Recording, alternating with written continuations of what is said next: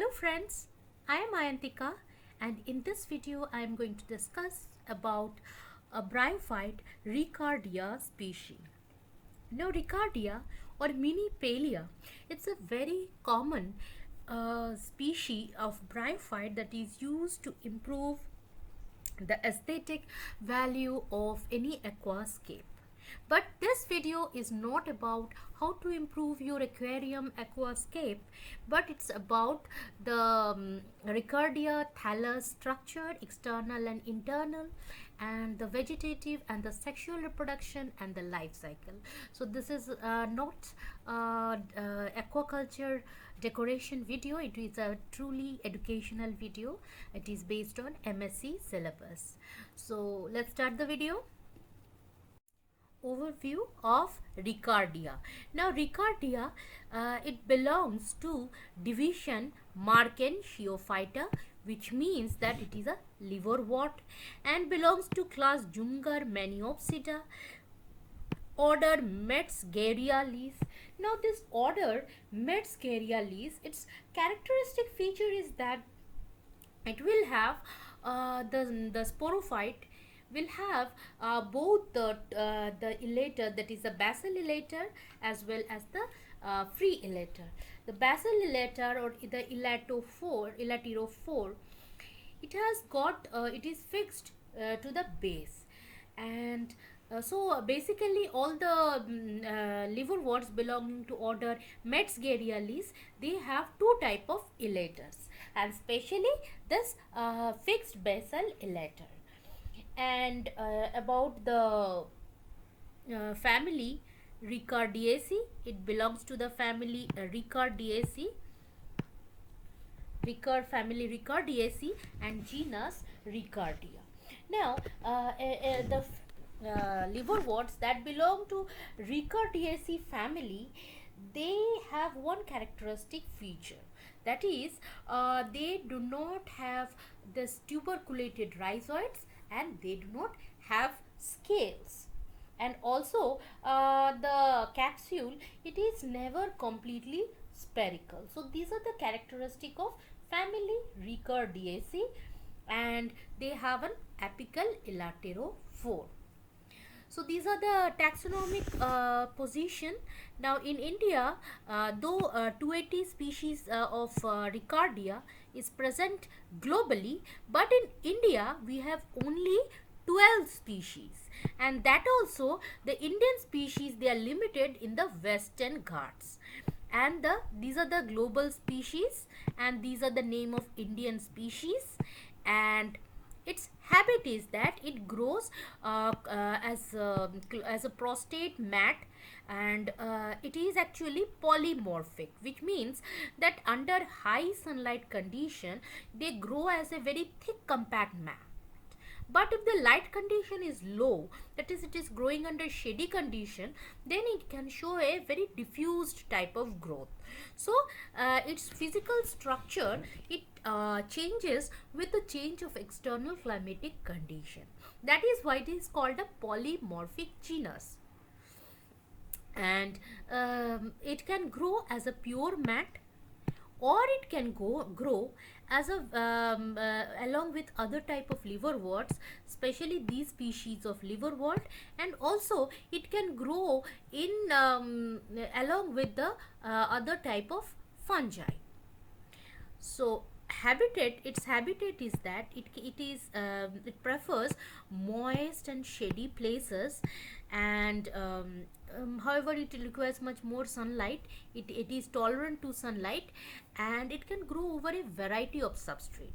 For example, it can grow over rock or sand, or even soil.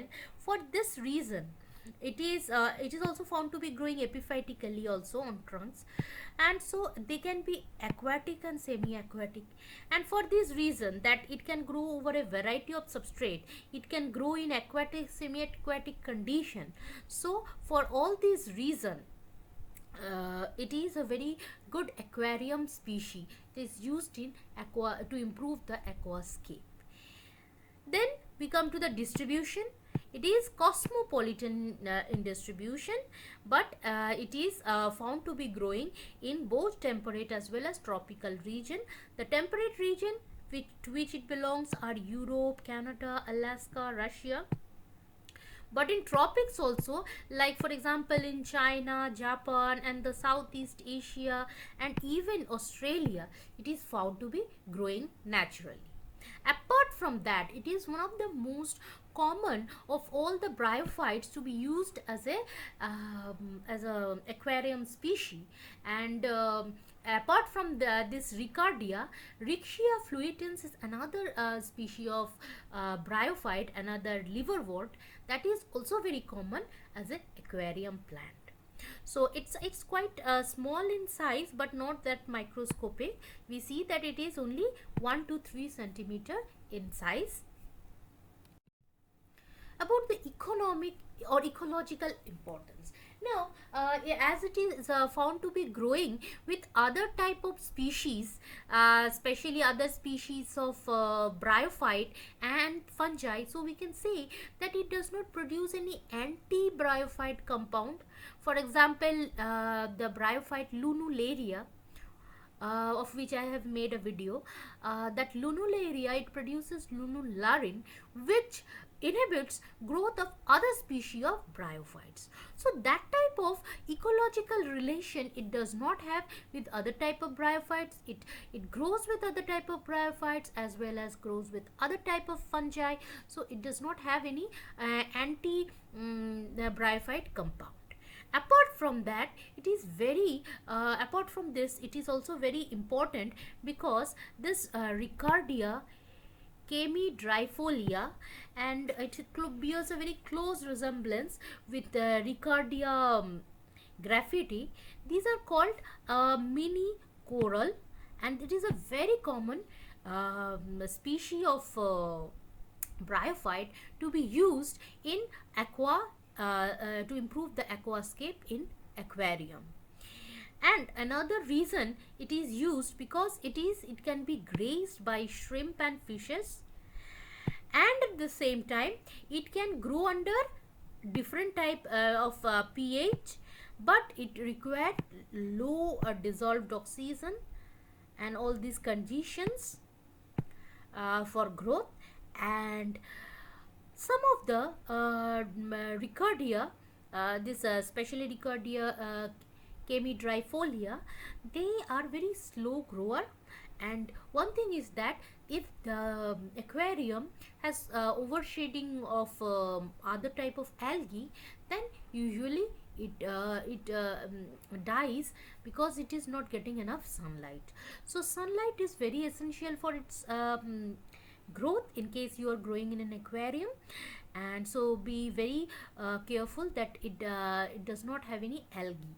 So in order to remove the algae, you can have algae eating prawns also in the algae eating shrimps in the aquarium, and in this way we can check on the growth of algae in the aquarium, because otherwise this Riccardia species will not be able to survive. Apart from aquascape, it has got other important property also, that is the antimicrobial effect. That is, it has got antimicrobial effect against this type of bacteria, and also it has got other type of antifungal effect on this trichophytum, which is a fungus. But some species of Riccardia also harbors certain pathogenic fungi. So we see that it does not have an antimicrobial or antifungal, it does not have an umbrella antifungal or antimicrobial secondary compounds, because some species of fungi are getting affected by the antifungal compounds released by Riccardia, but other species are not. So it is a very species specific antifungal and species specific antimicrobial compound secondary metabolites that is released by the Riccardia. And this type of compound, that is antimicrobial, antimicrobial and antifungal. These are either extracted in aqueous extract or methanolic extract or in any alkaline extract. So it also depends upon the material in which it is getting extracted. Now about the thallus structure, just like other liverworts, it has got a very prostate thallus or a semi-prostate thallus. It can also be partially erect. So this partially erect species, especially those that is growing underwater, we can see also some epiphytic species are also found to be growing partially erect. So but the thallus is dorsiventrally flattened and it is a very dense and compact, but the branching is pinnately branched, which means that branching will be like this. There will be a central axis and branching will be like this. So this is the pinnate type of branching, which is quite unusual for the bryophytes, because most bryophytes, what they do is they do a dichotomous branching. But this type of dichotomous branching is absent in Riccardia. Instead, they have a pinnate branching. So, the color of Riccardia, it is usually green, but when there is in under natural condition, when there is water stress or water scarcity, then usually it turns brownish before dying out. And this is how this Riccardia looks like. We see that the pinnate type of branching, here is a pinnate type of branching we see, and here also we can see. So we see here in this picture, in this diagram, we see that the dorsal or the upper surface, it's a very smooth and it does not have areolae or the air pores. So areolae and air pores are totally absent, unlike Markensia, which has got areolae and air pores. So this is very smooth. On the ventral surface, on the lower surface, it has got only smooth rhizoids and no scales. So on the ventral surface, lower surface, scales and tuberculated rhizoids are absent. Just like in Palea has also got very thin walled smooth rhizoids. This thing are present in the lower ventral surface, but the tuberculated rhizoids which are present in Riccia, Markensia are absent here, and the scales of any type is absent. So in this ventral surface, it looks similar to that of Palea. Palea has also got absence of scales and tuberculated rhizoid and a presence of smooth walled rhizoid on its lower surface. So with this, it has bears similarity with another bryophyte belonging to the same order, Metzgerialis, that is the Palea. And on the upper surface, dorsal surface, we have got another type of thing, that is the lateral branches on which the sex organ are born, and when it is a very matured gametophyte, the matured gametophyte is also found to be bearing this sporophyte, the sporophyte on its upper surface. The upper surface has got sporophyte. In a very matured gametophyte, we can see it is bearing this type of sporophyte. And here we see that this is the calyptra, and this is the which contains the food, and this is the seta of the sporophyte, and this is the whole capsule. It has dehisced, Apart from this, about the internal structure, we see that internally there is no differentiation except that there is epidermis. In Riccardia and Markensia, we see that we have an upper photosynthetic and lower storage region, but here all the cells, they are compactly arranged, they are parenchymatous,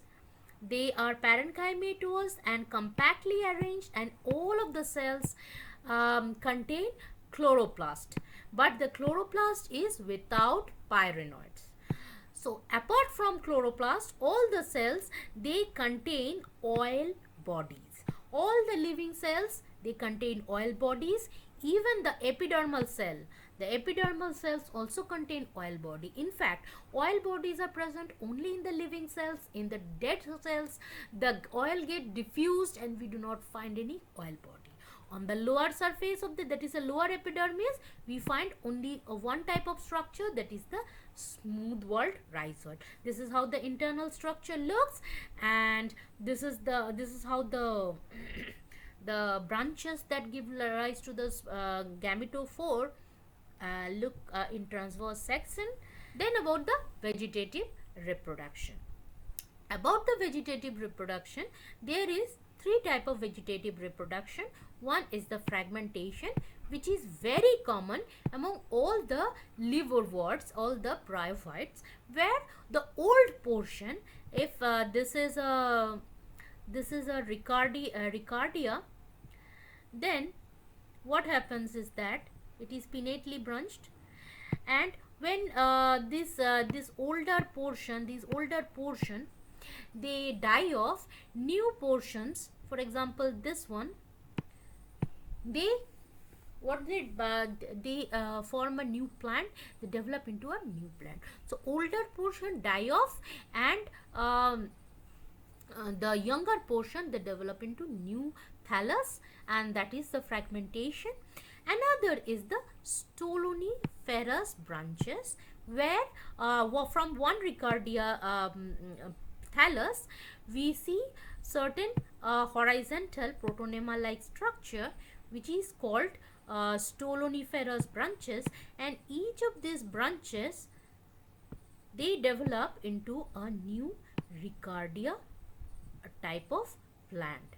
And so this type of branching, it is called stoloniferous. It's a very good propagative method. Mind my drawing, it's not a proper representation, but it's just a, so this is a stoloniferous branches, and this is how the old part die and the new young fragment develop into an entire thallus, and they also have gemma.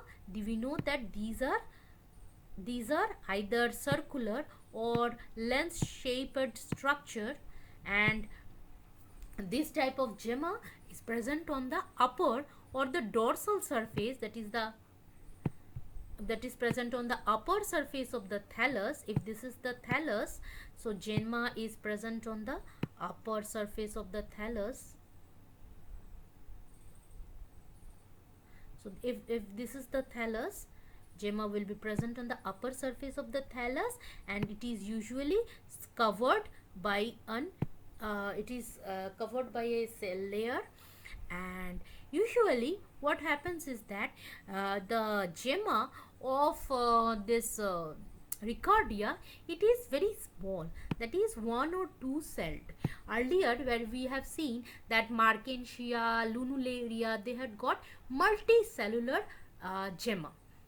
Not 2 celled but many celled gemma, but here the gemma is very small and it is endogenous in origin, which means that there is a cell, a superficial cell, and inside this cell 2 cells are formed by division. So basically there is one cell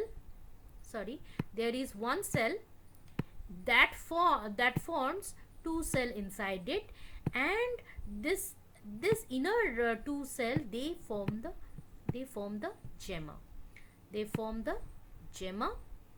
and this is how externally it is covered by the superficial cell. So in course of time, during the monsoon season, gemma are released, and they are dispersed by water current to a further place, to a new habitat or new Then place. we have the Sexual where reproduction, it can and colonize. it is got both monoecious as well as dioecious species, and these are the name of monoecious and dioecious species. And the sex organ, they are born on the upper or the dorsal surface of the thallus, on special branches, on special lateral branches. And there are two type of sex organs. We know that the antheridia and the archegonia, and which are born inside the special type of branches. And we know that this this is how the sexual branches look. This is the thallus, and this is the thallus which bears these branches, female shoot. And this thallus, how the male shoot are born. And we see that these are the antheridia, and here inside this are the archegonia. This is how the archegonia looks. We know that this antheridia has got this antheridia. It has gotten, it is a globose structure with a outer single sterile layer of jacket.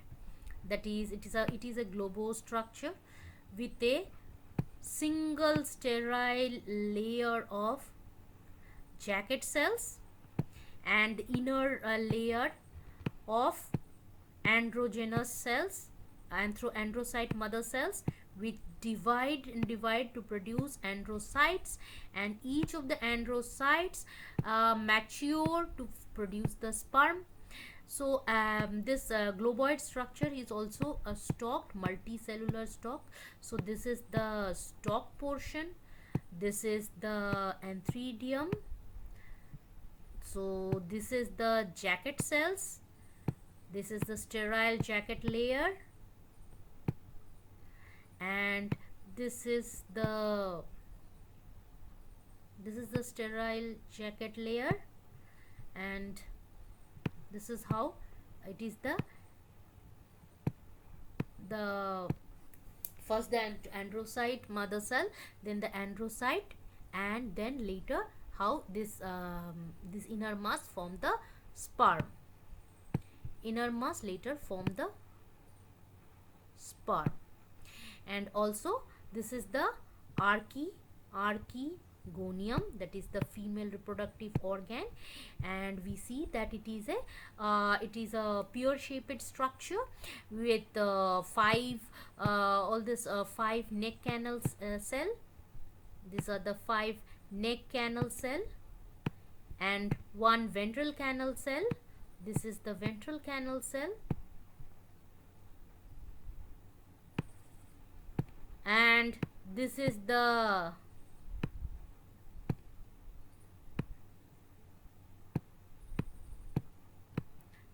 egg cell, and this is the jacket. These are the layer of jacket cells, and usually 5 to 6 layers of 5 to 6 tiers of jacket cells are present. Main function of the jacket cell, these jacket cells of both the antheridium and archegonium is to provide protection. So this jacket cell of the male as well as the female, this one is the jacket cell, this upper layer, they protect against desiccation and also protect against physical injury, the inner sex organs. And the method of development of the archegonium, method of formation of androcytes and the spermatization, that is the gametogenesis. and also the production of about the fertilization egg cells. Now we know that here all the bryophytes similar to that of have a common feature because they have the same order, aquatic feature order met, that is they have their this cell, that is a male this is about how type. So fertilization, it requires the presence that is the gametes are formed. The sperm that is released from the male gametangia, that is the antheridium, male gametangia antheridium, it releases the sperm on maturity, and that sperm swims in a thin film of water on the dorsal surface, so the upper surface of the thallus, and reaches the archegonia, which may be born in the same or different plant depending upon whether the species is dioecious or monoecious. So in the archegonium, what happens? We have seen that the archegonium, it contained row of cells. Archegonium contained row of cells in the neck and the venter. And now mature archegonia, the neck and the ventral cells, that is this region, the neck and the ventral cell, they disorganize and they turn mucilaginous, and this mucilage they absorb water and they swell up and fill this canal region. Now this mucilage, it contains various protein and various mineral ions that act as a chemoattractant for the sperm. So the sperm, it guided by the chemoattractant, it enters inside the neck of the archegonium or the female gametangia, where we see there is the egg cell, and once in the neck, it fuses, it reaches the venter portion, it reaches the venter portion, and then it fuses with the egg. Later, this fertilized egg, that is called zygote, which secretes a thick wall around it, undergoes repeated division to form ultimately a structure called sporogonium. Now mind one thing, that the sperm and the egg, both of these are the very last stage of the gametophytic generation. Then after fusion, the zygote is formed. It is the beginning of the sporophytic generation. So the zygote is sporophytic, that is, it is diploid in nature, and zygote, later the embryo, zygote divides repeatedly to form the embryo, which repeatedly divide to form the sporogonium. The zygote, embryo and the sporogonium all are the sporophytic phase, that is the 2N phase, and the ultimately sporophyte undergoes the cells, certain cells of the sporophyte undergo meiosis to form the spore, which is the beginning of the gametophytic generation. So how does the sporophyte look like? It is typically just like other type of sporophyte in the liverworts. It has got a foot which helps in attachment of the entire sporophyte to the gametophyte. Now why this attachment is essential? Because we know that the sporophyte, the sporophyte, which is a diploid generation, it is nutritionally dependent upon the gametophyte, that is the N generation. So this foot region, it helps in the absorption or as well as absorption of nutrient from the gametophyte, as well as attachment of the sporophyte to the gametophyte. And the middle portion, seta is usually helps in the transport of nutrient from the food to the capsule region, and sometime when it is the upper capsule, this portion capsule, it is fully matured, then the seta, it elongates. The cells of the seta, this middle portion, they elongate to raise the position of the capsule. So this capsule, it has got two to three layer, outer layer, that is this outer layer. It has got this outer layer because this protects it from desiccation, and inside the outer layer, that is they contain the sporogenous tissue, and the sporogenous tissue, they undergo meiosis, that is reduction division. Inside this, inside all these things, there is two type of structures, that is one where the sporogenous tissue undergo meiosis and form the haploid spore, that is the haploid spore, which looks like this dot like structure. So this haploid spore and the diploid elaters. Now the inner mass in this capsule, they develop into two, they have two fates. One is that of the spore and another is the free elater. When the spore mother cell undergoes meiosis, again I am telling, the spore mother undergo meiosis to form the haploid spore, and if not, then they divide by mitosis to form this elater. Elater's main function is to help in the dispersal of the spore.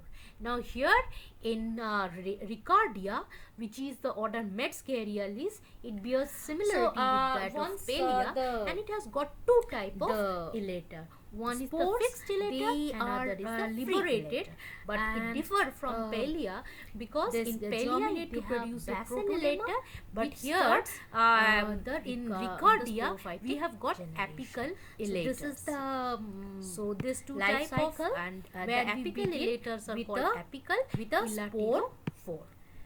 The spores produced from the sporophyte. In the last slide, this structure, this type of structure that produce the spore here, that is it is a haploid, and the spores are dispersed and falls to the substratum, germinate to produce a thalloid plant of Riccardia, that is a haploid plant of Riccardia, which bears the male and the female sex organs. So these are the gametophytic generation, and once the once the gametangia are formed, which later forms the gametes, these are the gametes, and the gametes fertilize to produce the diploid, that is the 2N generation. So zygote is the first cell of the 2N generation. By mitosis, it produces the embryo, which is enclosed in the calyptra, that is this is the archegonium female, where inside the archegonium venter, this zygote it undergoes repeated division to form embryo, and this venter region also they develop double walled structure called calyptra. This is mainly to protect the embryo from desiccation. So embryo by repeated division, they form the sporophyte with the foot, seta and the capsule like structure. Ultimately the capsule, the inner cells of the capsule undergo sporogenesis. The spore mother cells undergo sporogenesis to form the spore. This is so that was all about Riccardia, the thallus structure, internal, external, and the reproductive strategy and the life cycle. I've also made videos about other type of bryophytes, mainly Riccia, Markensia, Palea, Lunularia, Spirocarpus. These are basically various bryophytes in various type of universities, the MSc syllabus and BSc syllabus. So all the links I have put in the description box, and do share comments and about how you liked the video, and also do comment on any video you want me to make in this bryophyte section. And thanks for watching this video, and if you like it, do share it with your friends, and please do subscribe, because your subscription, it will mean a lot, because it will encourage me. Thanks again for watching this video.